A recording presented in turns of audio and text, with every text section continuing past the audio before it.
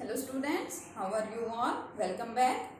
कल हम लोगों ने स्टार्ट कर दिया था अपना नेक्स्ट चैप्टर, अपनी नेक्स्ट यूनिट हम केमिस्ट्री की क्लास 11 की स्टार्ट कर चुके थे। That was classification of elements and periodicity in properties. और इसमें स्टार्टिंग की जो कुछ हिस्टोरिकल डेवलपमेंट्स थी leading to the modern periodic table, वो हम लोगों ने डिस्कस किए थे। आज हम अपना एक बहुत ज्यादा इंपॉर्टेंट टॉपिक स्टडी करने जा रहे हैं, that is the Mendeleev's periodic table, जो एक बहुत बड़ा कंट्रीब्यूशन है देखा जाए तो क्लासिफिकेशन ऑफ एलिमेंट्स के केस में। जो हमारा मॉडर्न पीरियोडिक टेबल है वो भी इसी टेबल के बाद आया था, और इस टेबल ने काफी हद तक बहुत से एलिमेंट्स को अरेंज कर दिया था।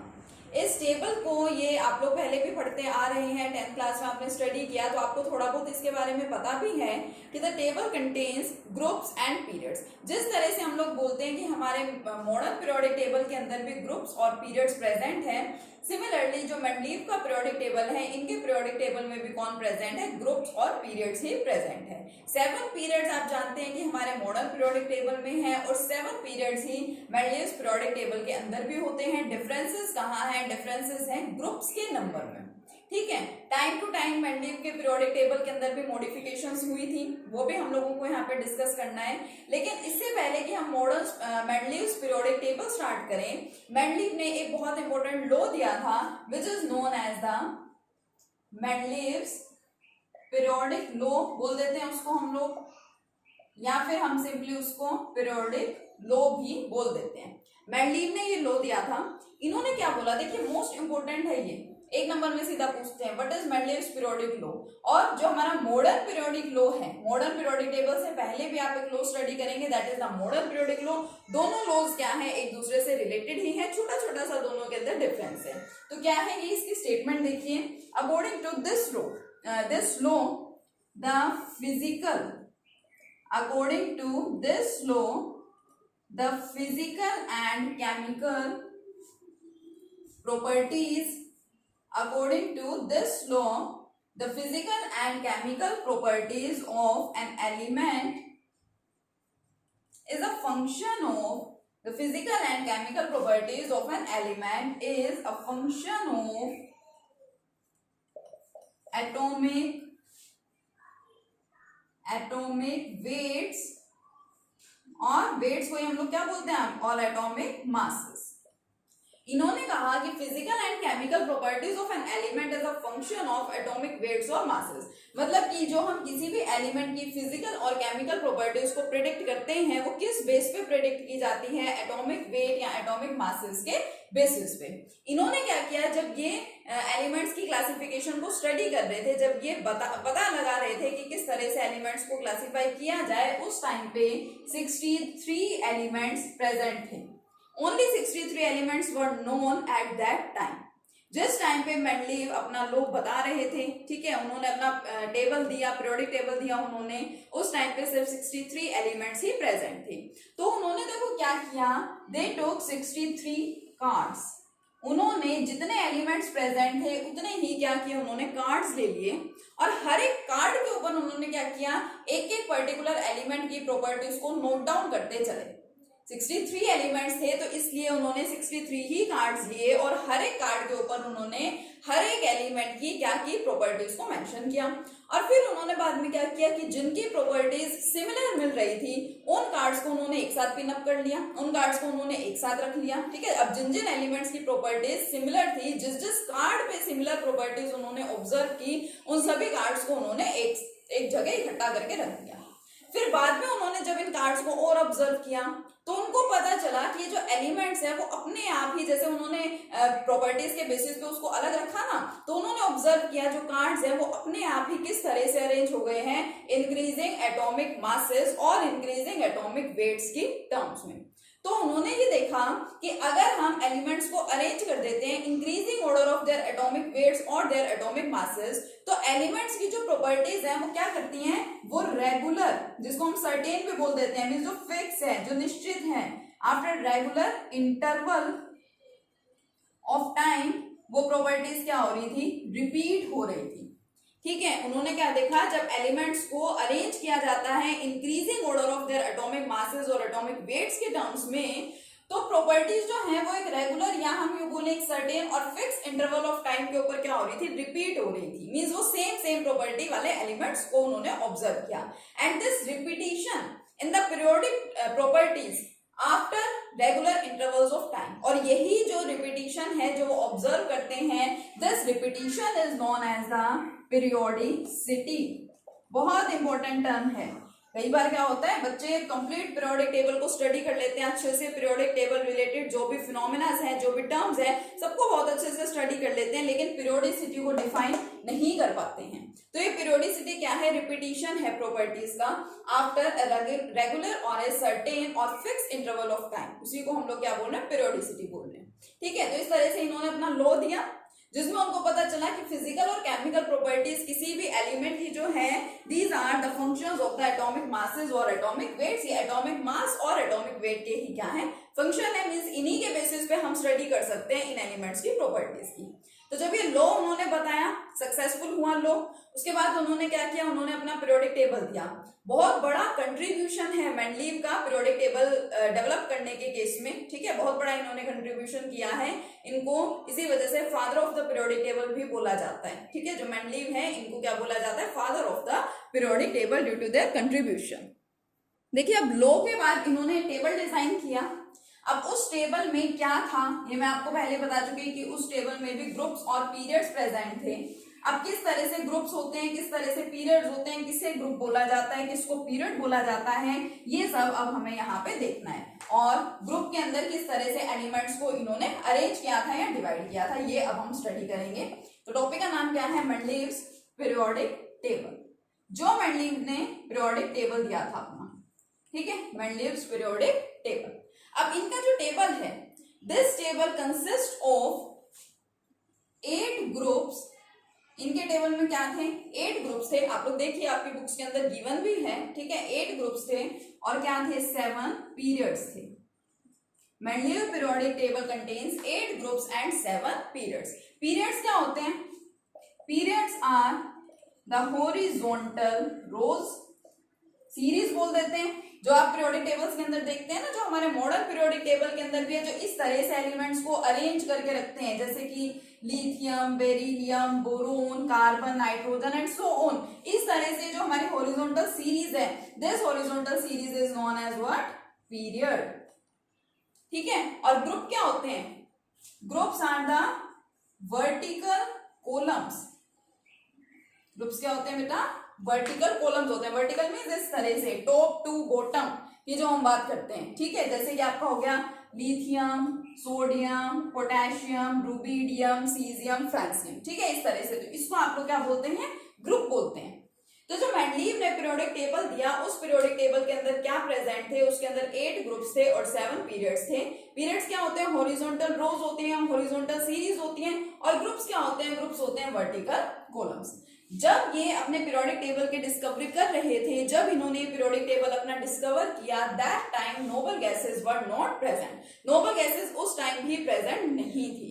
और फिर धीरे धीरे नोबल गैसेस की डिस्कवरीज के साथ या उसके बाद भी टाइम के साथ साथ मेंडलीव के पीरियोडिक टेबल के अंदर क्या होता चला गया, मॉडिफिकेशन होता चला गया, चेंजेस होते चले गए। लेकिन स्टार्टिंग में जो उन्होंने अपना पीरियोडिक टेबल दिया था, उस पीरियोडिक टेबल में क्या थे, 8 ग्रुप्स और 7 पीरियड्स प्रेजेंट थे। पीरियड्स वापस से बता रही हूँ, हॉरिजॉन्टल रोज होती हैं, और ग्रुप्स क्या होते हैं, वर्टिकल कॉलम्स होते हैं। और इसके साथ साथ अब अगर 8 ग्रुप्स हैं तो ग्रुप्स को उन्होंने नाम दिया, नंबर दिया, group number 1 first group, second group, third group and so on. इस तरह से उन्होंने ग्रुपिंग कर दी, ग्रुप्स को नंबर दे दिया। ठीक है,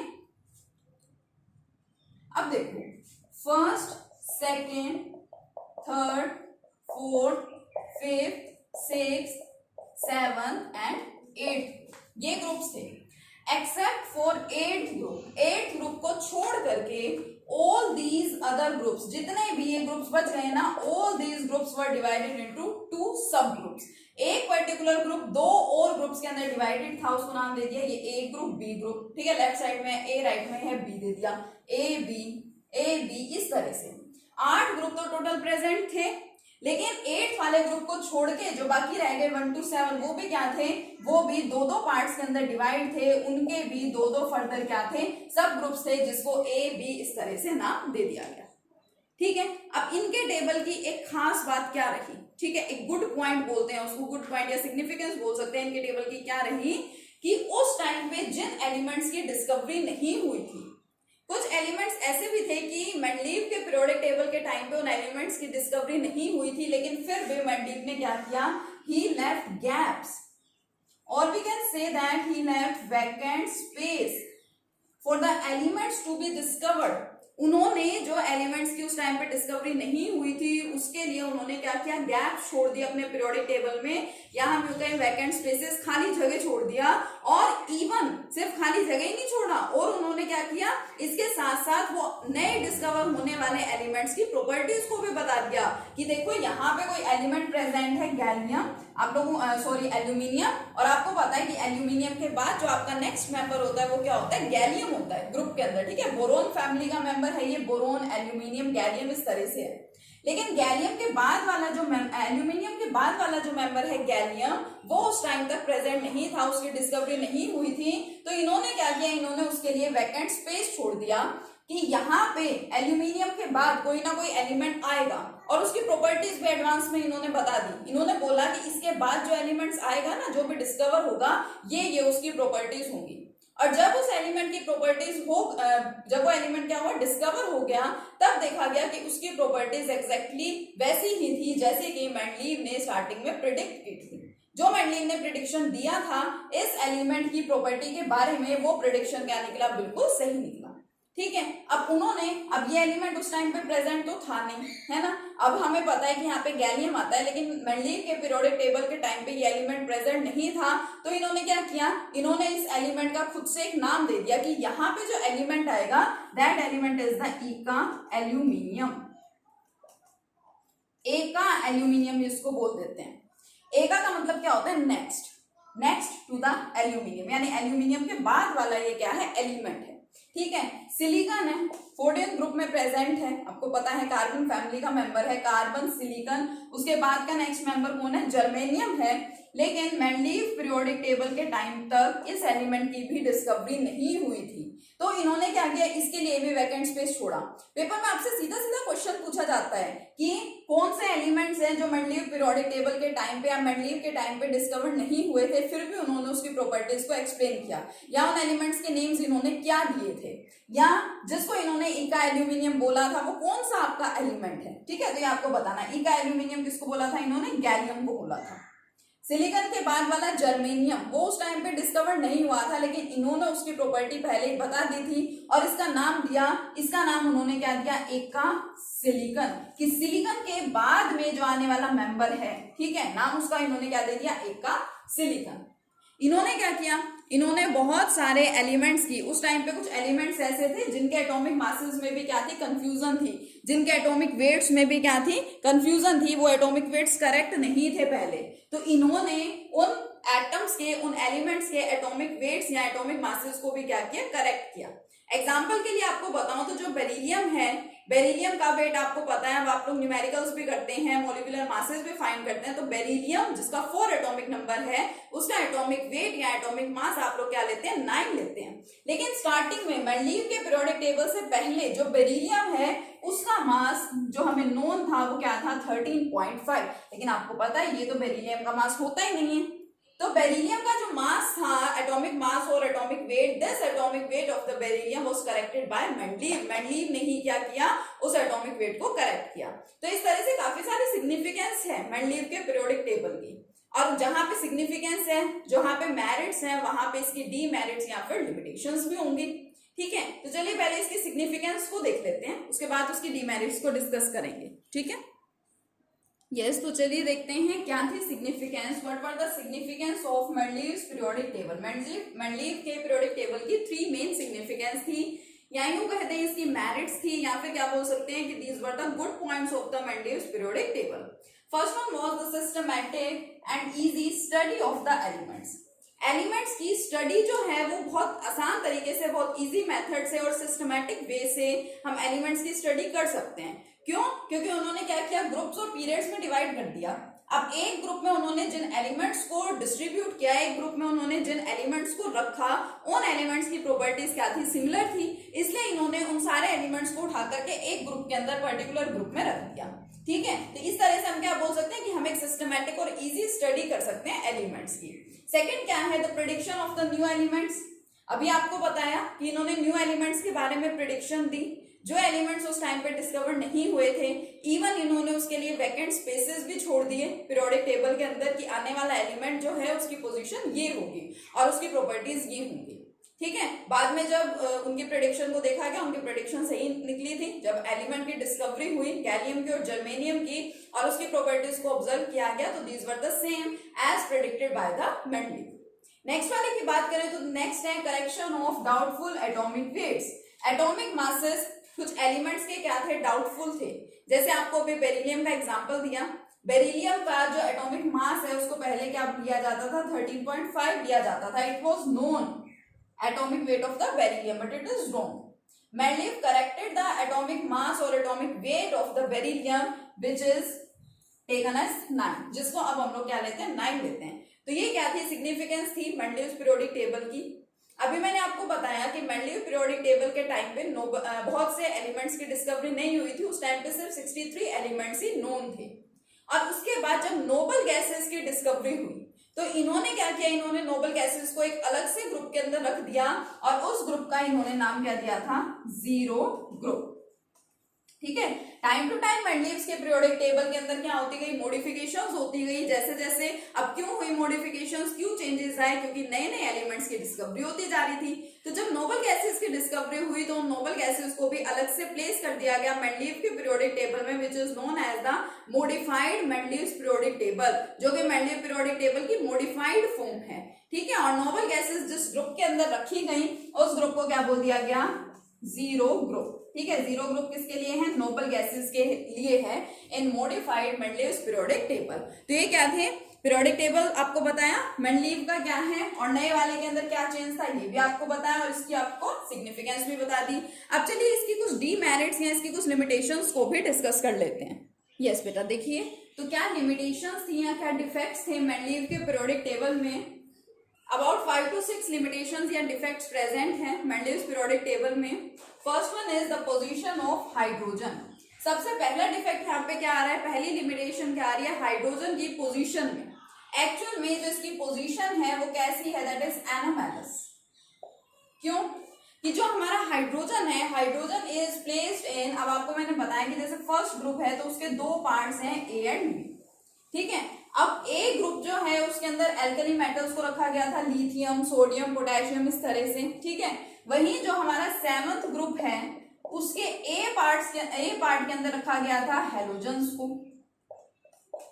ठीक है, और आप ये चीज अच्छे से जानते हैं कि हमारा जो मॉडर्न पीरियोडिक टेबल है उसके अंदर भी देखा जाए तो हाइड्रोजन की पोजीशन जो है वो फिक्स नहीं है। The position of hydrogen is not fixed even in the modern periodic table and it is the limitation of the modern periodic table also. ठीक है, तो हाइड्रोजन की लिमिटेशन यहाँ पे क्या है उसकी पोजीशन के केस में, देखिए जो हाइड्रोजन है उसको प्लेस किया गया है फर्स्ट बी ग्रुप के अंदर। जैसे कि अब फर्स्ट ग्रुप 2 पार्ट्स में डिवाइडेड है, ए और बी में, तो हाइड्रोजन को कहाँ रखा गया है, बी में रखा गया है। लेकिन जो हाइड्रोजन है उसकी पोजीशन जो है वो मैच करती है फर्स्ट ए वाले मेंबर से भी। ठीक है, और साथ में अगर एक ही ग्रुप है इसको भी छोड़ दिया जाए तो वो क्या करती है, वो सेवंथ ए के मेंबर से भी जो हाइड्रोजन की प्रॉपर्टीज है वो क्या करती है, मैच करती हैं। तो इसलिए जो हाइड्रोजन की पोजीशन है वो एक तरह से फिक्स नहीं हुई। नेक्स्ट क्या है, position of isotopes. Now what are isotopes? Isotopes are the elements having same atomic number but different atomic masses. वो सब्सटेंसेस, वो एलिमेंट्स जिनका एटॉमिक नंबर तो क्या है, सेम है, लेकिन उनके एटॉमिक मासेस क्या है, डिफरेंट है। फॉर एग्जांपल हाइड्रोजन को ही ले लीजिए, हाइड्रोजन 1 एटॉमिक मास भी है, इसका 2 भी है और क्या है 3 भी। It is simply known as the protium, it is deuterium and it is tritium. तो अब एटॉमिक नंबर सेम है और मास नंबर क्या है, डिफरेंट है। अब जो हमारा मेंडलीव पीरियोडिक टेबल है इसकी क्लासिफिकेशन का बेस क्या है, increasing order of their atomic masses, बढ़ते हुए। ठीक है, जो एटॉमिक मासेस हैं उसके टर्म में इन्होंने क्या किया था, एलिमेंट्स को अरेंज कर रखा था। तो इस हिसाब से देखा जाए तो जो आइसोटोप्स हैं, अब क्योंकि हाइड्रोजन के 3 आइसोटोप्स हैं और अगर हम एटॉमिक वेट या एटॉमिक मास वाला फैक्टर देखें तो तीनों ही आइसोटोप्स को इनके पीरियोडिक टेबल के अंदर भी स्पेस मिलना चाहिए था, पोजीशन मिलनी चाहिए थी, लेकिन ऐसा नहीं है। जो इन्होंने लिख रखा है हाइड्रोजन, उसका एटॉमिक मास या एटॉमिक वेट तो कुछ पर्टिकुलर मेंशन नहीं किया गया है, तो इसलिए पोजीशन को यहाँ पे जो आइसोटोप्स हैं उनको यहाँ पे पर्टिकुलर पोजीशन नहीं मिली थी। Third, anomalous pairs of some elements. कुछ एलिमेंट्स के जो पेयर्स हैं, मतलब कि कुछ एलिमेंट्स जिनको अरेंज किया गया वो थोड़े से अलग से तरीके से अरेंज कर दिया, जो कि इस क्लासिफिकेशन को सेटिस्फाई नहीं कर रही थी। जैसे कि कोबाल्ट और निकल की बात करें, कोबाल्ट जो है वो मेंडलियस पीरियोडिक टेबल में पहले लिख रखा है, निकल जो है वो बाद में लिख रखा है। और हमने एलिमेंट्स को अरेंज कैसे किया हुआ है, in order of their increasing atomic masses, यानी कि कोबाल्ट का मास तो होना चाहिए कम और निकल का मास क्या होना चाहिए, ज्यादा होना चाहिए, बट इन एक्चुअल ऐसा नहीं है। कोबाल्ट का जो एटॉमिक मास है it is greater as compare to the atomic mass of the nickel, तो यानी कि अरेंजमेंट और ये क्लासिफिकेशन तो क्या हो गई यहाँ पे इस केस में रॉन्ग हो गई। नेक्स्ट क्या था, some dissimilar elements were grouped together. कुछ डिसिमिलर एलिमेंट्स थे उनको तो एक साथ रख दिया गया, जैसे कि जो एल्कली मेटल्स हैं लिथियम, सोडियम, पोटेशियम, इनके साथ रख दिया गया कॉइनेज मेटल्स को। Now what are these coinage metals? Copper, silver, gold, in metals को क्या बोला जाता है, कॉइनेज मेटल्स बोला जाता है। तो फर्स्ट ग्रुप के अंदर एल्कली मेटल्स के साथ साथ इन कॉइनेज मेटल्स को भी रख दिया गया, और क्योंकि ये तो कंप्लीट डिसिमिलर हैं, इनकी प्रॉपर्टीज तो एक दूसरे से मैच ही नहीं करती हैं। और इसी तरह से कुछ एलिमेंट्स ऐसे भी थे जिनकी प्रॉपर्टीज तो क्या थी, सेम थी, लेकिन उनको अलग अलग कर दिया गया, एक दूसरे से उनको अलग अलग ग्रुप्स में रख दिया गया। ठीक है, तो ये क्या हो गई, इसके 4 लिमिटेशंस या 4 डिफेक्ट्स हो गए। नेक्स्ट डिफेक्ट की अगर बात करें, ठीक है, तो नेक्स्ट मैं आपको बता देती हूँ यहीं पे, फिफ्थ डिफेक्ट या फिफ्थ लिमिटेशन की अगर हम लोग बात करें तो वो क्या है, देखिए, एलिमेंट्स इन 8th ग्रुप, या आप बोल सकते हैं position of elements in 8th group.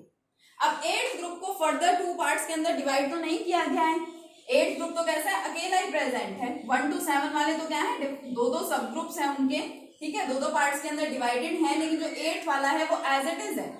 लेकिन 8th ग्रुप के अंदर किस तरह से एलिमेंट्स को रख रखा है, क्यों रख रखा है, किस हिसाब से रख रखा है, इसका कोई भी जस्टिफिकेशन नहीं दिया गया। और इसके साथ जो इसकी लास्ट लिमिटेशन है, that is the position of lanthanoids, lanthanides भी इनको बोला जाता है, लैंथेनोइड्स एंड एक्टिनोइड्स। हमारा जो पीरियोडिक टेबल है उसके अंदर एक एलिमेंट है लैंथेनम, 57 एटॉमिक नंबर है जिसका। लैंथेनम के बाद के जो एलिमेंट्स प्रेजेंट है उनको बोला जाता है लैंथेनोइड्स। एक सीरीज है 14 एलिमेंट्स के आफ्टर लैंथेनम, उनको बोला जाता है लैंथेनोइड्स। और इसी तरह से एक एलिमेंट है हमारे पास में which is known as the actinium, ये है actinium having atomic number 89। Actinium के बाद वाले एलिमेंट्स को क्या बोला गया, एक्टिनोइड्स। मॉडर्न पीरियोडिक टेबल के अंदर भी क्या है, लैंथेनोइड्स और एक्टिनोइड्स को मेन पीरियोडिक टेबल के अंदर जगह नहीं दी गई है, पोजीशन नहीं दी गई है, उनको नीचे अलग से रख रखा है 2 सीरीज में। एक को बोला जाता है लैंथेनोइड सीरीज, दूसरे को बोला जाता है एक्टिनोइड सीरीज। और यही सेम केस मेंडलीव के पीरियोडिक टेबल में भी था। मेंडलीव पीरियोडिक टेबल में लैंथेनोइड्स और एक्टिनोइड, जिनको क्या बता रही हूं मैं बार बार, जिनको लैंथेनाइड्स और एक्टिनाइड्स भी बोला जाता है, इनको main body of the periodic table, जो पीरियोडिक टेबल की मेन बॉडी है, मेन स्ट्रक्चर है, उसके अंदर इसको नहीं रखा गया, इसको अलग से रख दिया गया था। तो ये क्या है, इसकी लिमिटेशन है। तो ये आज हमने डिस्कस किया मेंडलीव्स पीरियोडिक टेबल के बारे में। सबसे पहले हमने मेंडलीव्स का पीरियोडिक लॉ स्टडी किया था, फिर टेबल स्टडी किया कि टेबल में एलिमेंट्स को किस तरह से अरेंज कर रखा है, किस बेस पे अरेंज कर रखा है, उसकी सिग्निफिकेंस देखी और उसके लिमिटेशंस देखी। इनको अच्छे से स्टडी कीजिए। नेक्स्ट लेक्चर में हम लोग मिलेंगे अपने नेक्स्ट टॉपिक के साथ। तब तक के लिए कीप लर्निंग। Thank you.